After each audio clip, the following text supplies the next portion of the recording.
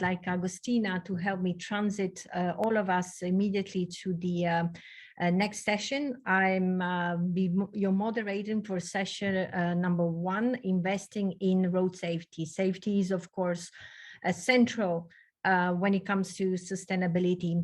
Agostina, help me in moving forward the slides to welcome to the stage our speakers for today. And I'd like to welcome Binyam Reja, Practice Manager and Acting Global Director of Transport at the World Bank. We have with us as well Malaya Zumel. She's a Regional Transport Coordinator for Africa, the Caribbean and the Pacific at the European Investment Bank. Welcome as well to Nneka Henry. She's the head of the United Nations Road Safety Fund. We have with us Jane Newman, International Director for Social Finance. Chen as well will be joining us. He's the president of 3M Transportation Safety Division. And last but not least, all the way from Australia, Elizabeth Waller. She's Road Safety Manager at Transurban. I hope they're all with us. I'd like to immediately start with Binyam Reja. Of course, he's in Washington time, so we have pre-recorded this quick chat I had with him to really open up this conversation around investments in road safety, a very timely conversation, because as you know, the Decade of Action plan will be launched in a couple of days on the 28th of October.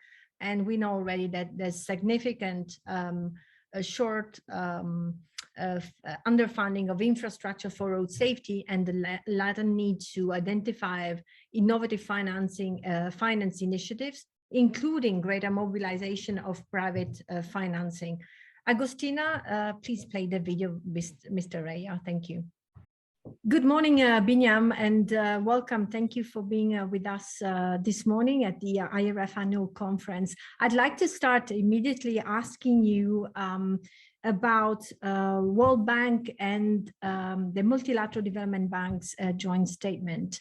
The bank and the MDBs have issued this year a joint statement, a firm commitment to an ambitious and integrated approach to road safety.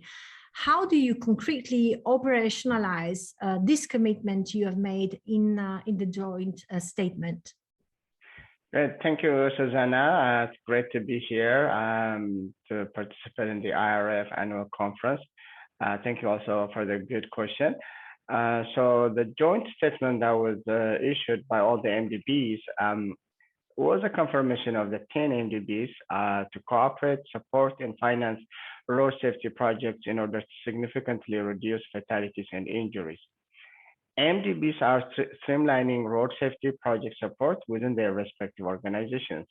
We have seen new dedicated standalone road safety projects that address road safety issues in a comprehensive and integrated manner. In addition, the road projects include safety considerations in the design of the respective projects. Several projects worth a few $1 billion are in the pipeline for dedicated financing for road safety within MDBs. In the case of the World Bank, US $1 billion projects are in the pipeline that will be standalone road safety projects to be approved this fiscal year. This includes the projects in India, Bangladesh, and Ukraine. In addition, we have seen a sustained effort to integrate road safety considerations in all transport projects. Our focus really at the World Bank and other MDBs is really to scale up our collective engagement with countries to support their efforts to achieve SDG 3.6 and SDG 11.2. We're also making efforts in harmonizing our transport, health, and urban development investment priorities and procedures. Our focus is on the provision of safe infrastructure for all users. We recognize this challenge ahead, but you can be assured of our commitment to putting our financing and technical support behind country road safety initiatives.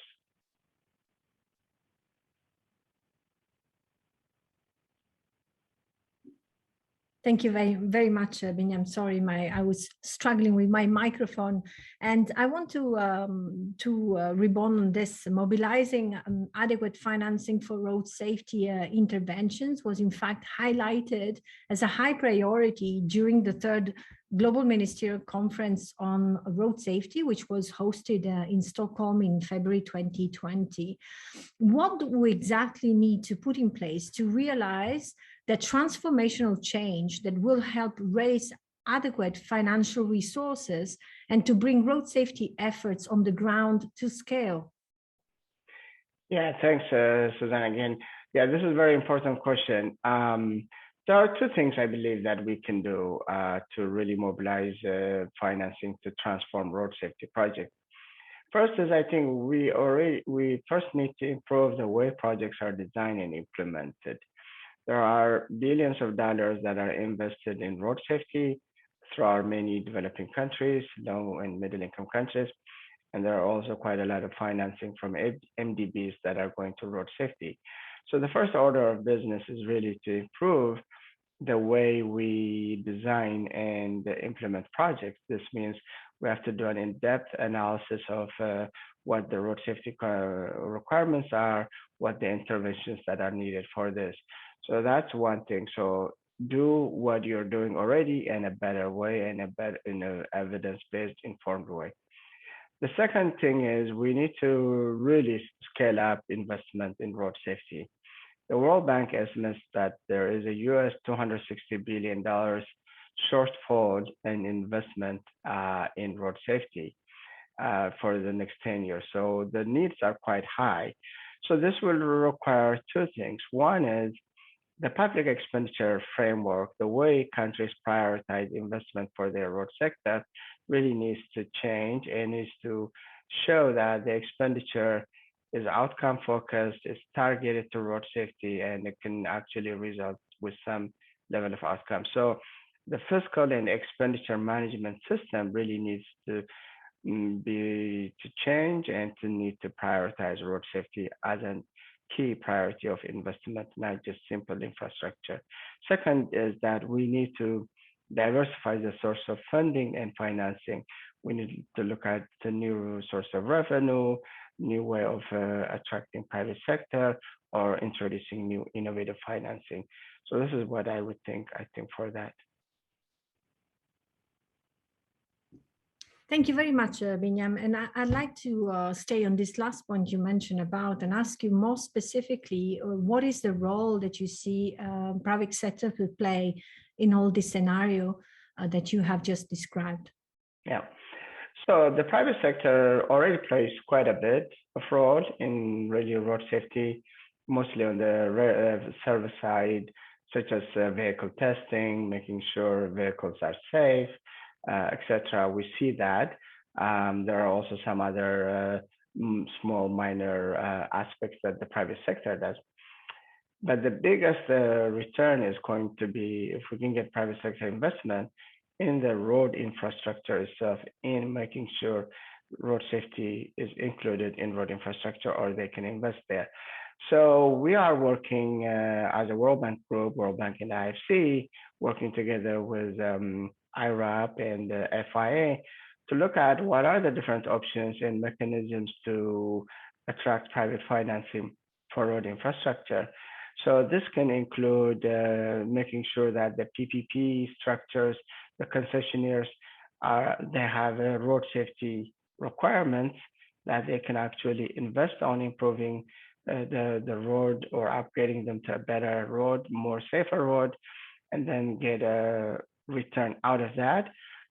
It also includes looking into the sustainable debt market where there's quite a lot of sustainability linked or SDG linked social bonds or whatever different kinds of instruments that are out there, and incentivize the private sector, institutional investors, sovereign wealth funds to invest in road safety. However, in order to get projects to be invested or private sector to invest on road safety interventions, we need to first create projects that are investable.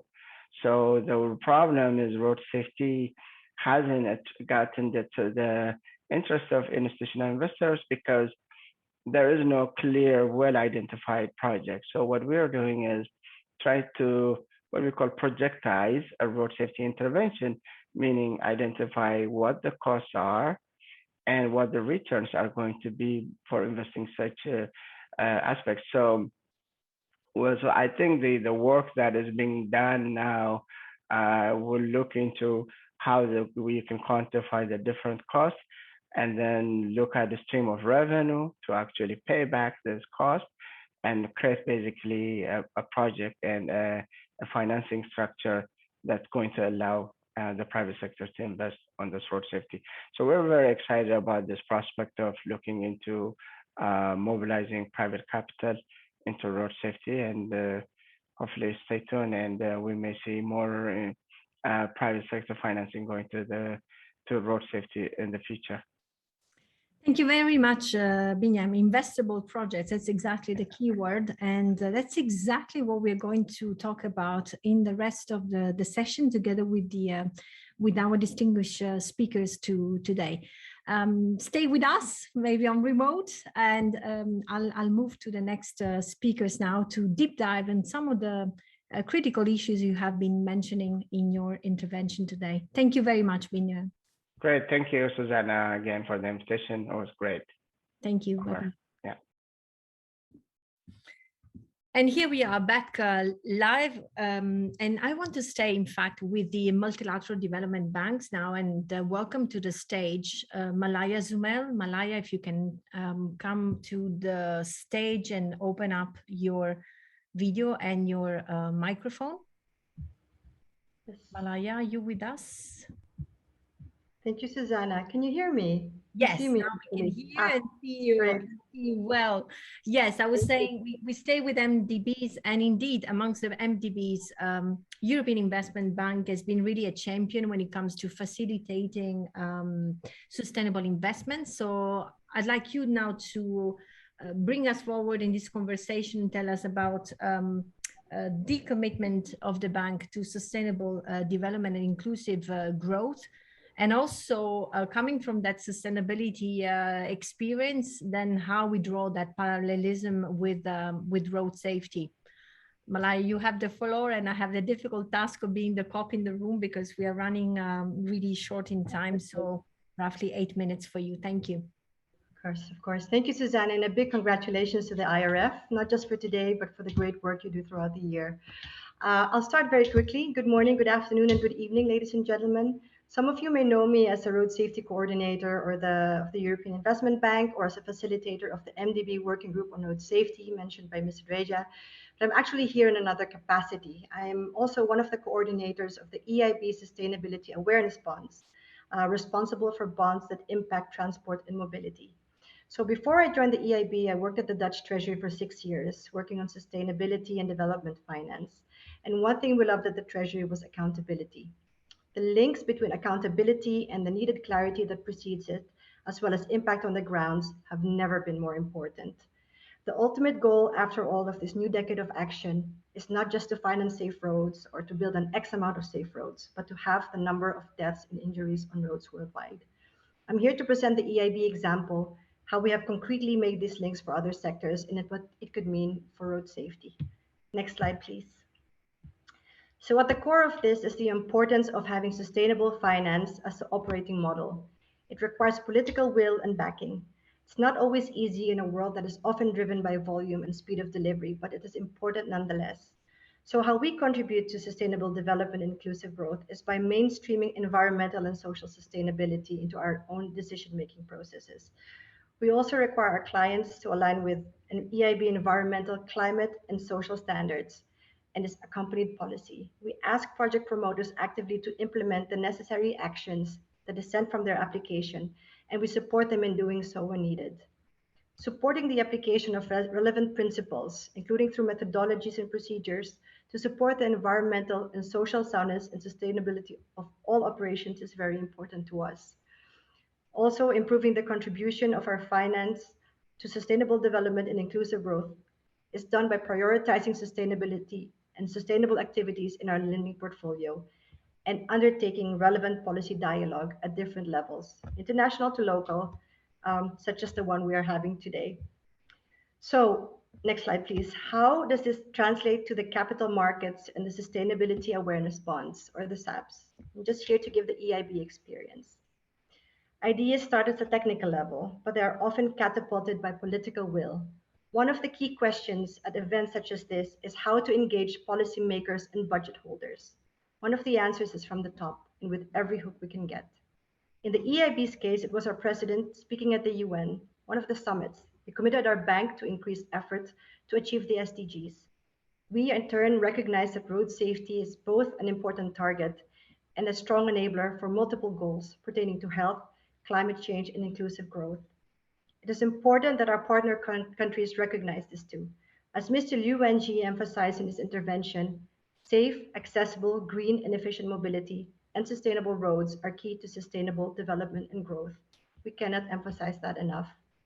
Next is the private sector and public demand. We envisage that in the near future, at least half of our investors will ask for bonds that are not just AAA, but with strong environmental, social, and governance criteria. This means that if we want to engage the private sector, if we want to have them buy our bonds, we'll need to really step up what we do in the sustainable bond market and link them to sustainable projects on the ground. Compound this with a credible foundation due to the release of social and sustainability bond principles, following the green bond principles by the International Capital Market Association. This is a very important aspect because this gives our bond issuance the credibility needed and an external voice to underscore what we do. And finally, it takes an institution, in this case the EIB, that commits itself to only use the proceeds of such bonds to fund eligible projects which have benefits that can be quantified and assessed. And this is so important for the accountability that Mr. Reja mentioned in the goal of the MDBs. It's not just ambition, but it's also to be held accountable to show for the fact that we are actively contributing to this new decade of action. So the EIB, just to take a step back, as you may know, is the Bank of the EU with projects in some 160 countries inside and outside of the EU. Next slide, please. Last year, the EIB group, consisting of the EIB and the European Investment Fund, signed around 77 billion worth of projects. To fund its activities, the EIB alone raised 70 billion euros in capital markets. Now, we have the luck to be part of the EU system enshrined within its treaty. And the EU has decided that capital markets are there in part to serve sustainable development. Again, this shows the importance of leadership. That said, a G20 report on green finance concluded that the lack of clarity as to what constitutes relevant activities and products can be an obstacle for investors, companies, and banks seeking opportunities for investing. We need to help create that clarity. Although it does not require a one-size-fits-all approach, internationally comparable indicators are useful to facilitate investments and to evaluate their performance and to analyze the macro implications and impact of activities. So back to transparency and accountability. Next slide, please. And the core features of both CABs, our climate awareness bonds, and the SABs. So let me highlight some key points. It's important to note that bond issuances must follow disbursements, at least at the EIB, not project approvals or signatures, which means that this could be money sitting on our account, but actual money flowing to projects on the ground worldwide. Eligibilities are decided upon board approval and reviewed upon these disbursements, making the case an imperative one. It's a lot of work, especially for technical staff such as myself, because we have to really make that case. We have to make that case for every board approval, every time we go to a board, and for every disbursement within those specific loans. We have to make this case. It makes definitions so very important, and a clear and agreed upon taxonomy lies at the base of this. In our case, the EU taxonomy on sustainable finance, which is now being extended from green to broader environmental and social issues, is the leading taxonomy. We will have to be critical and clear about why and how any particular project will contribute to our goal, and data is key here, as emphasized by Dr. Van Dijk. Moreover, at disbursement, we will have to verify that our goals and key performance indicators linked to them have not changed. So if policy changes, if the KPIs change, this will also change the disbursements and how we account for them. Furthermore, there shall be no double accounting and no refinancing of sources reaccounted. So we are sure that the projects we fund or what we count towards our sustainable bonds are really linked to projects on the ground, counted just once. And funds remain where they are until they are used for the specific purpose of sustainability. Last but not the least, allocation and impact reports are published. And now my treasury heart beats faster. We are audited by an external party, in this case by KPMG. They use the standard for assurance of non-financial information, which consists of guidelines for the ethical behavior, quality management, and performance of all engagements. This is also very fundamental for the concept of accountability. Next slide, please. So this is where we are now and how the market has grown in the past decade or so. We started with climate awareness bonds, those are the green bars, and gradually started issuing sustainability awareness bonds, the red bars. It's encouraging to note that this past year alone, our SAB bond placement was oversubscribed by 15 times, indicating a strong demand that more and more will need to be addressed by more and proven sustainable projects. The sectoral eligibilities so far have been in water, health, and education, and we're exploring the pathway to expanding eligibilities to other sectors, including transport, including for safe and sustainable roads. So we have come a long way, but for road safety, we're still relatively at the beginning. Luckily, a way has been paved, and we like to think it's one of financial and social integrity. So when we talk about the billions that we've issued and the billions we've approved, we talk about billions of projects that have actually contributed to the global goal of having deaths and injuries worldwide. So as Susanna mentioned, we are behind on time. I don't know if there's space for Q&A, but if not, I know there's a Q&A function and I'll be happy to answer questions there as well. Thank you. Back to you, Susanna. Thank you so much, Malaya, and apologize. Yes, we are running a little bit behind schedule, but I invite all the attendees to use the question answer function. You can take a look. If we are not able to answer those questions today, because I know all of you, the speakers, also other commitments, we'll try to come back to you, and there will be more coming on this critical topic going forward as we look into ways to implement the new Decade of Action plan that will be launched at the end of the month. Thank you very much, Malaya. I'd like to transit now to our next speaker, Jane Newman. She's International Director for Social Finance. Jane, if you can open up your video and your microphone. What I want to touch base with you is really on this concept of social impact investing and impact investing, and really probably start by explaining to some of us who are here connected, who are not familiar with this concept about impact investing. Jane, welcome. Thank you very much, Susanna, and to IRF. It's great to hear the intervention so far and to be part of this session in particular, because investment is clearly so important. I'm going to share my screen and put up my presentation, a couple of slides. The two topics that I want to talk to are briefly explaining what we mean by impact investing, because I realize that may not be a familiar concept to many people. My screen, I think, is just coming up at the moment. Can you see that now? Yes, but you should use the other display settings where we can see the, yes, yeah, there, and then at the top. Yes, just got you. Thank you. So as I say, I want to talk about what impact investing is, and then what the role for road safety might be for impact investing. So let me just describe impact investing. I should have another slide coming up just now for a moment, which will show what that. I'm so sorry. Keep talking. We may want to display it ourselves. I think we have it.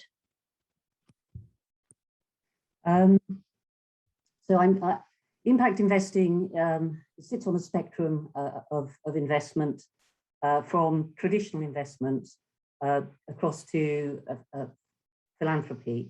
If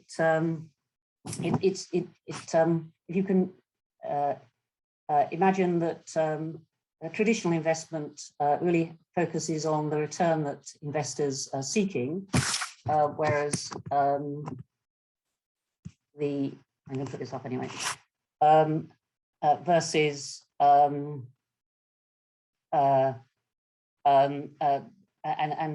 if it generates impact, that impact is usually a byproduct of the investment. Impact investing is much more intentional about the impact that it's seeking to create.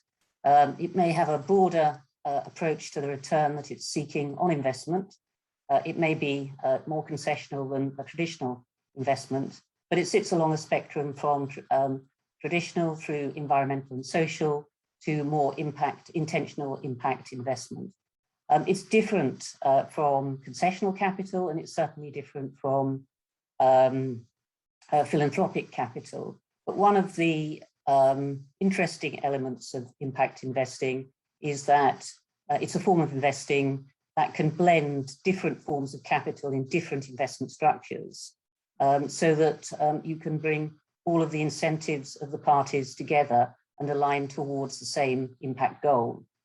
So in that sense, it's a very powerful instrument for change when you're looking at a sort of purposeful goal.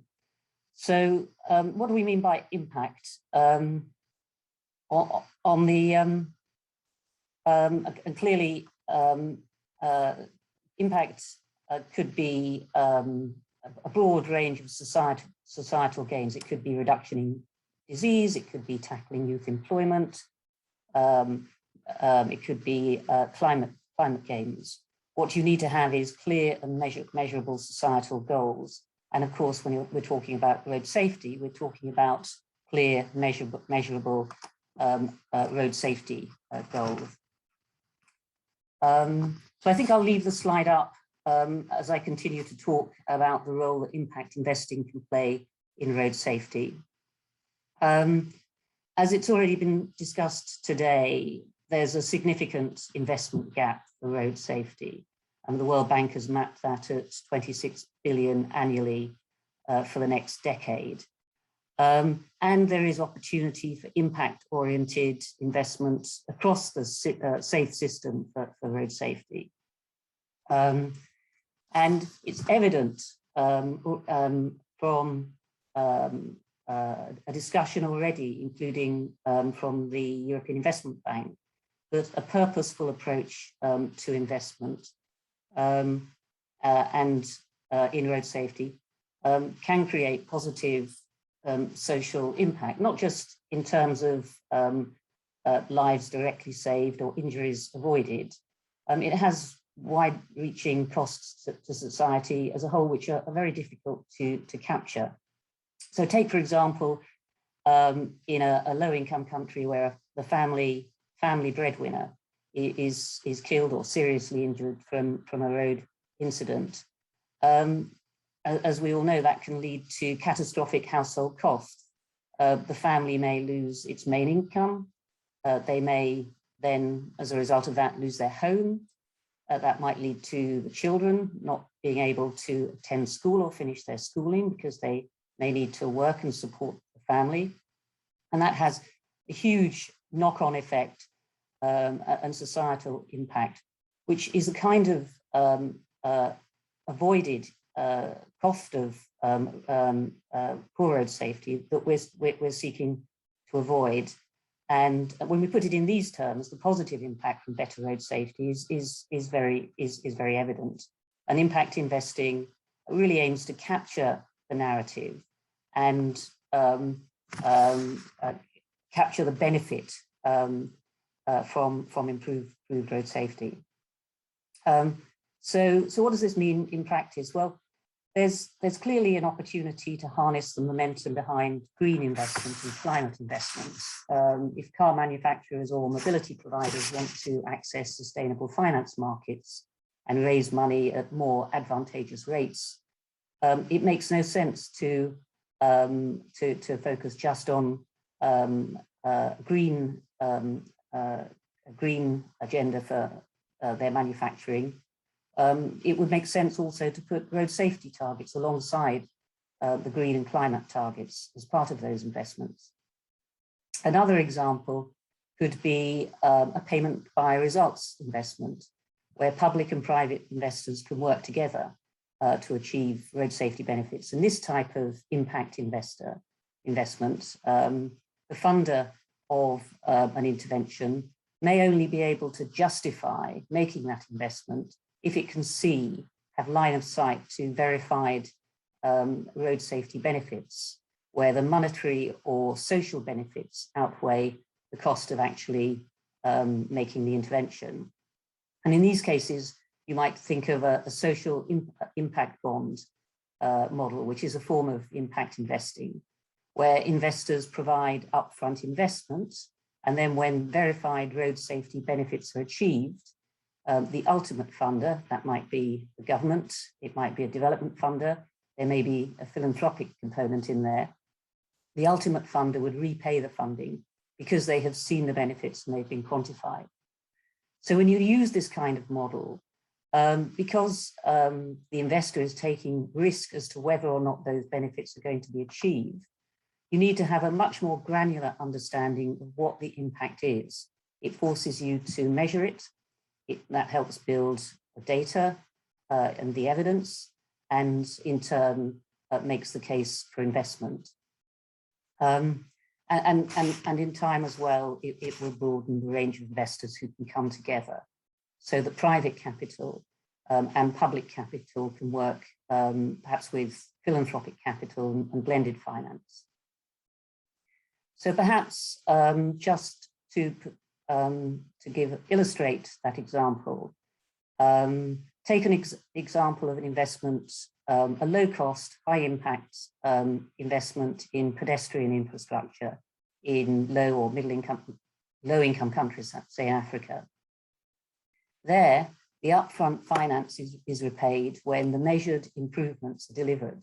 Now, we're not just talking about improvements for hard infrastructure, for laying pavements, putting in crossings. We're talking about the benefits from that, which depend on usage and how pedestrians use the infrastructure, because it's their usage that will translate into lives saved. So that's my intervention. My apologies that the slides didn't quite work at the beginning, but I hope I have been able to illustrate impact investing and how it might be used in the road safety context. Thank you, Jane. Thank you very much. It's been extremely helpful and really complements what the MDB speakers have been saying. I need to move forward with the session because we are running late, but I'm sure this has provided a good food for thought for future conversation, and we'll be happy also to take advantage of the expertise in that going forward. Now, from lending to funding, I'd like to bring to the stage Nneka Henry. She's the head of the United Nations Road Safety Fund. Nneka, I hope you're with us. If you can open up your video and microphone while I say goodbye to Jane. If you can close your video, she can come up to the screen. Nneka, there you are. I can see you well. Yes, good morning, Nneka. So you saw on the slide from Malaya, lending, funding, and here we couldn't have a better speaker to talk about funding for road safety and the role that the UN Road Safety Fund plays into that. Nneka, we're struggling with time, but please take us away with some key insights onto this topic. Good day, everyone. Thank you so much, Susanna, for having the UN Road Safety Fund in on this important discussion. I will be trying to be brief. So the UN Road Safety Fund, as folks may know, it's quite a new player to the global road safety agenda. and really set up to help the low and middle income countries where we know most of the fatalities and the injuries are occurring, to help them reduce those numbers substantially.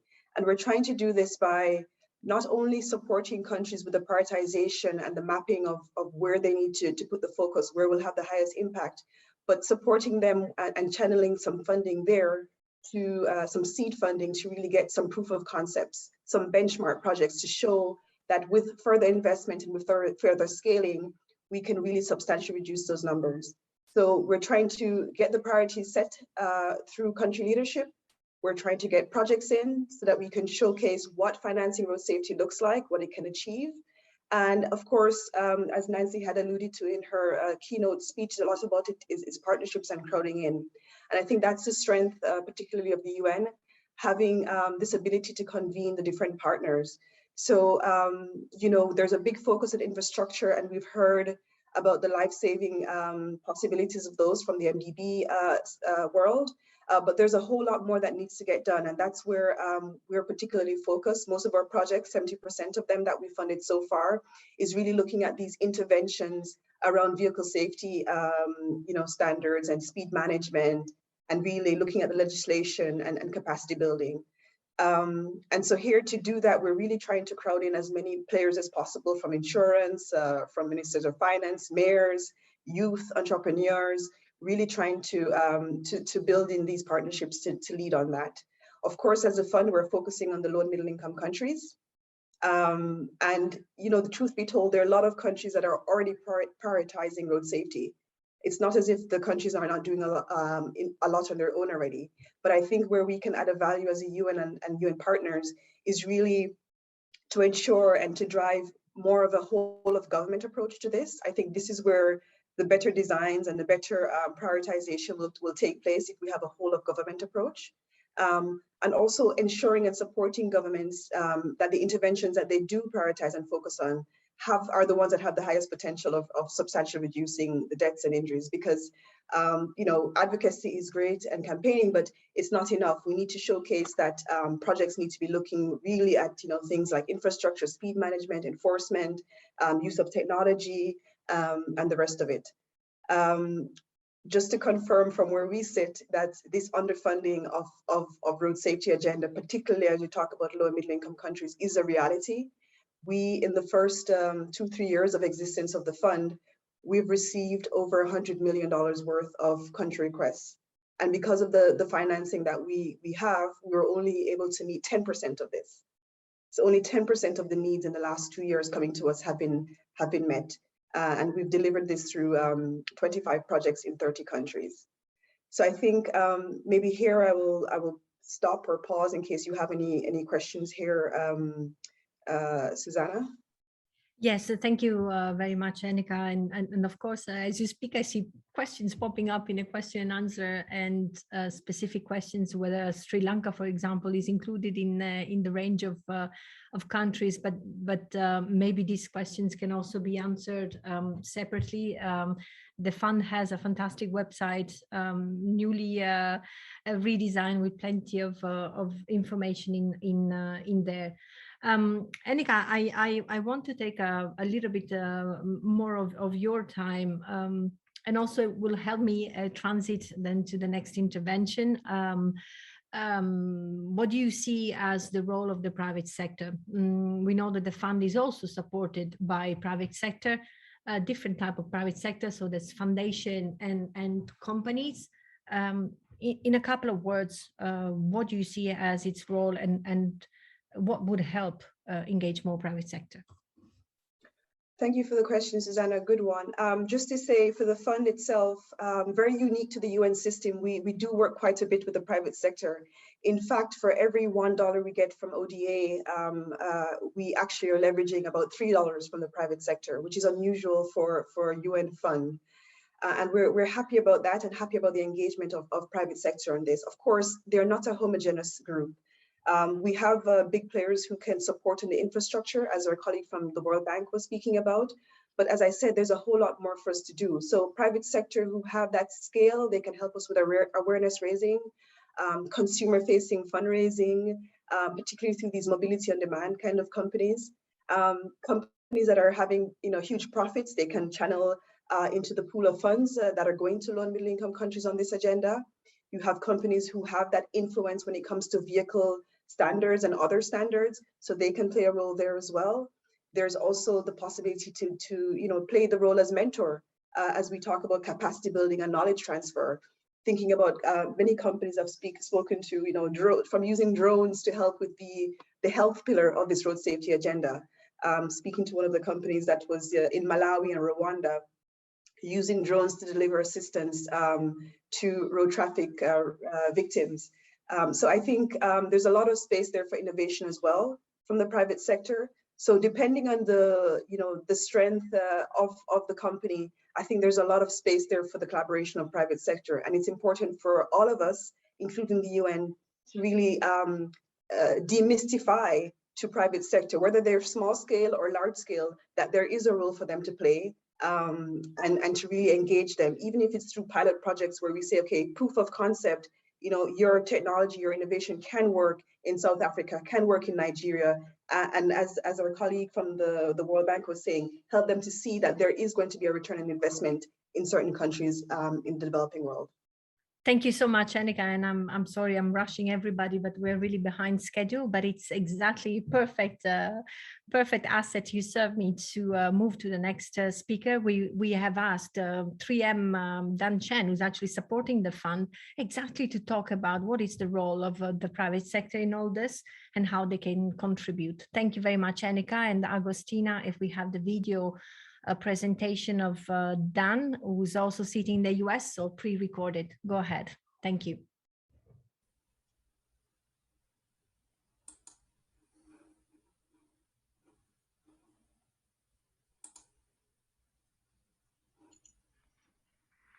Good morning. My name is Dan Chen. I'm with 3M. I lead our transportation safety division. I just really want to express my thanks to Susanna for this opportunity to share some thoughts with your IRF annual meeting about innovation for safer roadway infrastructure, and coming obviously from a private sector perspective. So just a few topics I want to cover. One is incorporating roadway safety into the business culture. Second is innovation in corporate social responsibility. And the third is in creating frameworks and markets for roadway safety. And I'll use kind of more of an analogy than a direct approach on roadway safety.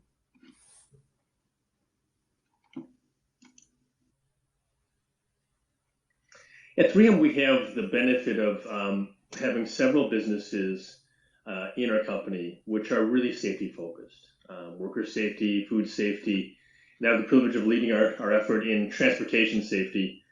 We've been at this for a long time. You can see the history from 1930 to today. I won't go into the details of this, but it's really taught us a lot about how safety can be part of a business culture. Safety is a great business, is a great market, energizes our organization more completely. We get to interact with some fantastic individuals, but it really is an opportunity for us to think about safety more holistically, and has brought that forward into our company in the main.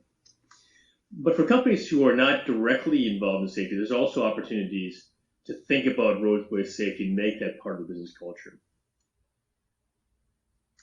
And I'll bring this forward to this slide here, which is really about opportunities for the private sector. And these came out of the academic expert group. For those of you at Stockholm, that presentation of the findings, one of them really was about how the private sector can influence through procurement, essentially, roadway safety. And it's really about procurement in all its aspects. I talk about procurement directly, so it's making sure that you have suppliers, partners, others who are safely operating their fleets. It's directly the fleet management. That can be your direct people that are in the sales force, can be people that have transport related activities. And thirdly, it's really about safe operations within the four walls of a factory, can be how you conduct operations logistically and so forth. Just the power of the purse, if you will, the power of how we set policies as a private sector entities can have a tremendous influence on roadway safety. And again, the details outlined again in that academic experts report. So I just want to highlight that as well. Turning to the subject of innovation, In private sector, we oftentimes stay within our swim lane and we do what we do well, which is trying to provide value for our stakeholders, shareholders, employees, and our customers. But at the same time, we can be creative in how we approach what we do in our business lines, but also expanding that through partnerships in road safety. And I'm showing here some of the organizations we have the privilege to work with at 3M. A lot of familiar names on there. A lot of them, I won't go into the detail of each of these, but they bring expertise in a particular area and offer the opportunity for us to learn more about what the problems are, what the solutions are, work together cooperatively on solutions, whether they be policy solutions, could be technical solutions, could be about assessment. So this opportunity exists for, I think, every company in the private sector is this opportunity to partner.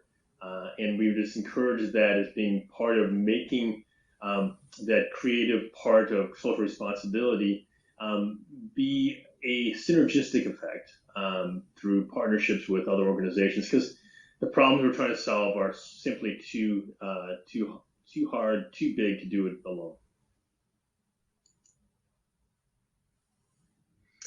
This is really boiled into, and from a 3M perspective, and there's many other companies as well, in this innovation, corporate social responsibility, and kind of this incorporation of it into how we do work.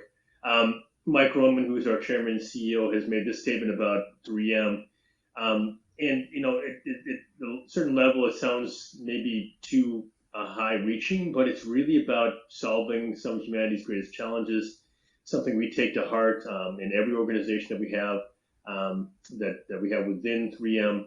And I think we have this benefit, certainly from the work we do, to see this come to life and make corporate social responsibility something beyond writing a check and, you know, having it, as important as that is, its involvement, whether it be at a local level, national level, global, or simply raising awareness and advocacy. So there's a bunch of examples on here. The opportunities for us are to get our employees engaged in these projects. Our opportunities to learn about new markets, learn about new opportunities, both from a business point of view, but also certainly from an outcome point of view in terms of improving road safety. So certainly I think that what we try to do, and I think many companies are trying to do the same thing, is really to bring that purpose to their organization. It's energizing to all of our stakeholders involved, and I think it's something that we want to continue to do going forward. I'd like to pivot now and talk about a third and last thematic, which is really about the power of markets and the power of the private sector in making scalable change in our society. And I'm going to use an analogy here, which is another market, which not directly road safety related, but tells you about how the private sector and the public sector can work together to make change. So energy production historically has been one of the most conservative industries, in very high dependence on reliability, very high dependence on traditional fuels, fossil fuels, and the like. And you've seen this tremendous growth, and I see the growth here, show the growth here of global solar module production and solar energy production in gigawatts. And you can see this fantastic growth. It's really propelled by an all of the above strategy, the entire ecosystem, which is produced by policymakers, by financing mechanisms, whether it be renewable energy credits, taxation mechanisms that provide incentives for renewable energy generation. And the private sector contributes its part, which is the innovation piece of it, creating scalable solutions. You see that in the light blue line, the cost of solar modules, the cost of solar energy production dropping so dramatically over time. And it's really that private sector innovation coupled with this framework, which is made by public policy financing entities that have produced this success story and the benefits for it from a global environmental energy production point of view. And so I just want to leave this thought with all of you that, you know, we can, as people, as entities in different sectors, combine together to make significant change. And I just want to keep that in mind as we think about roadway safety. From a 3M perspective, I'm open to engage with anyone who's got ideas, anyone who has things that they want to propose. We can't do everything, but I think it's certainly contingent on all of us to listen to each other about ideas and what we can bring forward. And hopefully that session will be part of that activity as well. So with that, thank you for your attention this time, and appreciate the opportunity. Hope you have a good rest of the meeting. Thank you. Thank you very much to Dan Chen, and we stay now with the private sector, and I'd like to welcome to the stage, last but not least, Liz Waller. She's the road safety manager all the way down from Australia at Transurban. Good evening, actually, Liz, and welcome. We left you at the end, but also because we want to conclude this great journey we have just had this morning with a concrete example of how we go from aspiration and strategy into action. Liz, you have the floor. Thank you, Susanna, and thanks to the IRF for inviting me to come along and speak at the conference. As Susanna said, I'm just going to cover off, really the value of embedding road safety into the private sector and go through the example that that Transurban is. So, would you mind going to the next slide, please? So what we have is have set a very ambitious target, along with a lot of other countries and companies, around getting to zero at some stage. So the commitment for this came right from the very top. So our chief executive and the board are very serious about safety, and it goes to our employees, our contractors, the people who use our roads.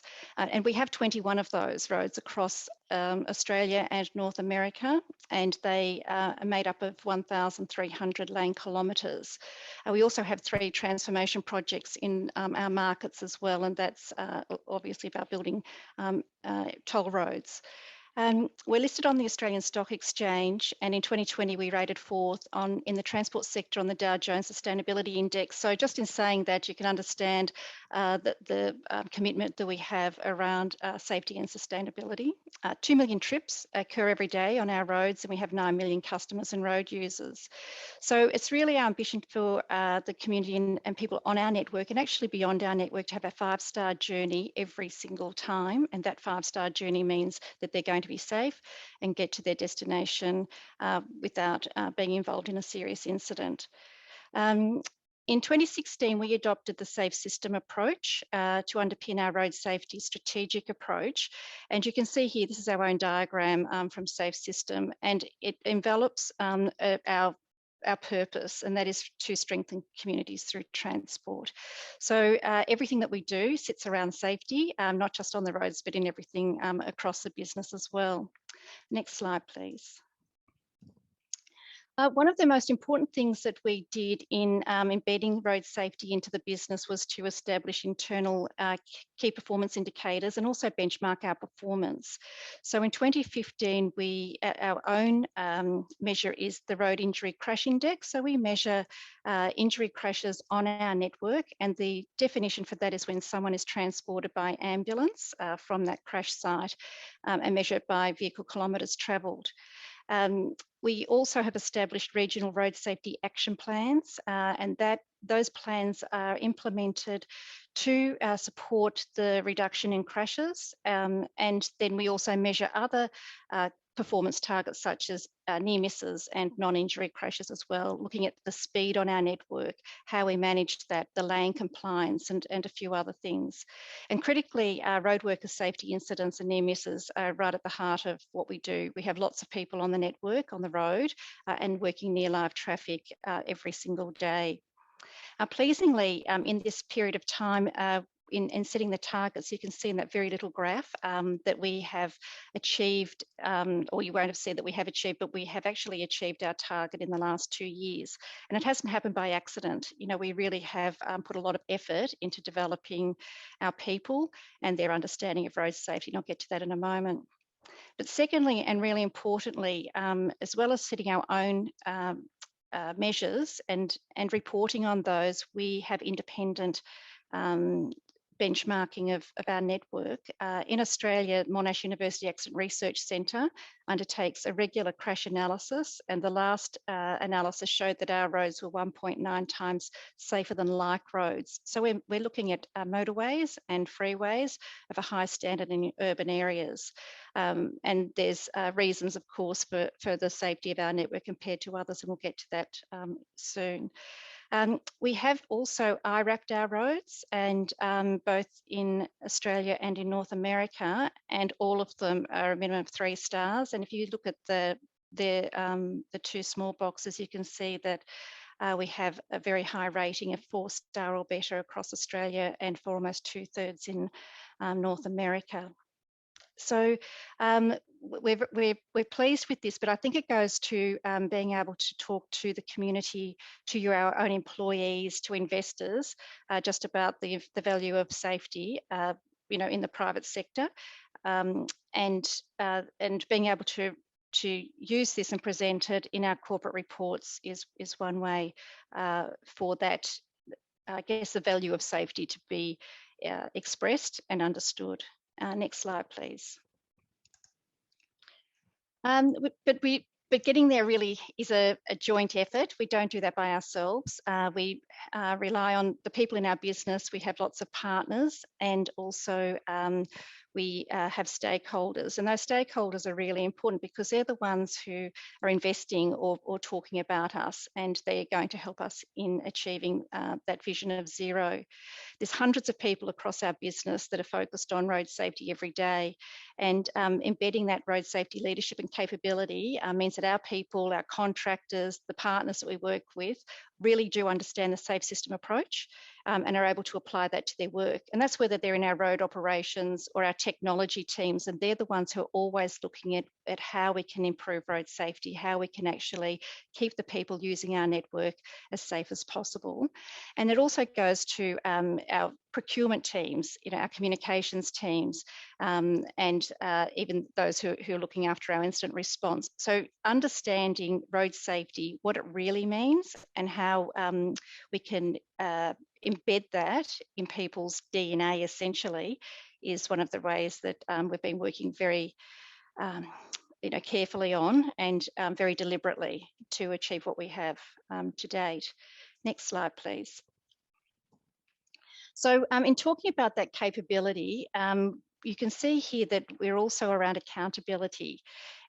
We report against 9 of the SDGs, and 3 of those we link with safety, obviously Goal 3 and Goal 11, but we also look at industry, innovation and infrastructure as part of this as well in Goal 9. We have road safety is called out explicitly in our sustainability strategy, in our customer promises about how people are going to be able to use our network, and also in our social investment strategy. And that's now become an expectation of our investors, and that comes through in our ESG reporting as well. We have developed our own Safe System Professional Development Program, and that's really critical for our people to be able to understand the system and how they can apply that in their own work. So in how they look at when we're designing or enhancing our road network, how we look at the standards, how we can go beyond those standards to make sure that what we do every single time is safe. The one here that's really important when I spoke about IRAP, of course, it is the road safety performance targets 3 and 4, obviously sit under 3, but there's a lot of things that we do, and I'm going to just quickly talk about 2 things in the next slide, if that's okay. So we heard from Dan just then about the investment and the partnerships, and we certainly do that as well. So in terms of innovation, we have a tunnel in Melbourne called Burnley Tunnel, and like lots of tunnels underground, and this one goes under a river, there is a sag point, or it's a very big dip that goes down, and that creates lot of congestion, a lot of slowdown. There's a lot of behavioural science and human factors around this about people not being able to see the horizon when they're coming out of it. So that causes congestion, it causes slowdown of traffic, it causes incidents on the network, and also more emissions than what we would like in a tunnel environment or any part of the road. So using innovation, we, rather than being able to just sort of think, what could we do to this tunnel to help people get through there more smoothly and without incident, we set up a virtual reality program and put some of our customers through that to understand what the experience would be like if we enhance the tunnel. So we'll just play that video to show you what we did. So this is the current tunnel as it looks now, and this is what the enhanced environment would look like. We measured the response from our customers, and what was quite interesting was that their focal distance increased dramatically when they were in the enhanced environment. And we're now going through a scoping exercise to address those issues in the tunnel using some of the enhancements that we had trialled in virtual reality. The second one I just want to share with you is that we've invested with Neuroscience Research Australia in the Transurban Road Safety Centre. So that all of the child restraint standards in Australia, or many of them in the guidelines, came from we'll call it NEURA, which is short for Neuroscience Research Australia. And they created a new lab, and we have their sponsor in this. So they do a lot of research in this lab, and it's not just around child restraints, but if you play the video, Tom will let you know the work that's happening at the centre at the moment. Well, thank you. Should be able to click on that one, Agostina. What you just saw was a crash test on our state-of-the-art crash sled. It can travel up to 60 kilometres an hour down these tracks till we reach the impact zone down here, which is where we simulate what happens in a real crash. So we conduct road safety research to reduce the risk of injury to people in crashes. That includes testing car seats like these, but also other vehicle safety systems and even motorbikes. Thank you. So, this also helps and demonstrates the commitment, and it is a very genuine and authentic commitment. You know, our customers are very interested in this. Our investors are incredibly interested in what we do in this space. So I just have one more slide, which talks really about our purpose, and I mentioned that earlier, is to strengthen communities through transport. And you can see in our strategy, we're looking at sustainable transport solutions, and it's around reliability, safety and value. And we don't see the word road there. We very much are around these transport solutions. When people talk to me about road safety at Transurban, I talk to them about how we focus on optimising our networks, and that's for safety, and also making sure that we deliver very safe assets. And doing that, we get this incredible stakeholder engagement, as I've been talking about through this presentation, but also very disciplined investment in what we invest in, but how our investors see us as well. This is really taken up. We get lots of inquiries when it comes to our AGMs and other investor days, but it really goes to demonstrate our commitment and our leadership in road safety, and certainly supports our social licence to operate. Thank you, Susanna. Thank you very much, Elise, and I'm sorry that I have to